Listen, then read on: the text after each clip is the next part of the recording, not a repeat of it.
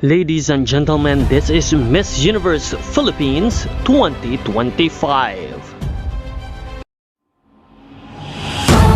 Now, 2204, your budget blogger host.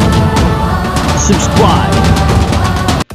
Magandang araw Pilipinas, nagpasiklaban ng ganda ang Miss Universe Philippines candidate sa kanilang ginanap na activities sa kompetisyon.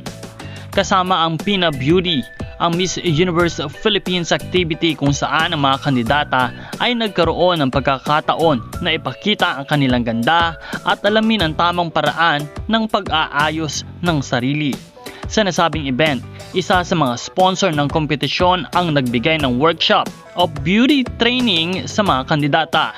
Dito, tinuruan sila ng tamang skincare routine, makeup application techniques, hairstyling tips at overall self-care practices na makatutulong sa kanila sa buong pageant journey.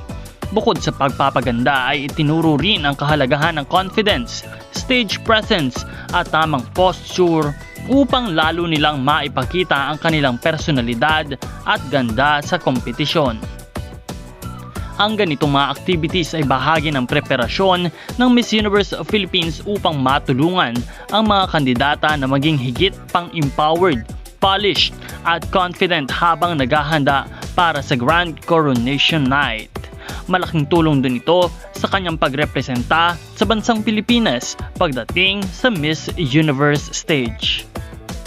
Marami naman nag-stand out katulad ni Eliana Marie Aduana at Atisa Manalo na siyang veterana at front-runners ng kompetisyon.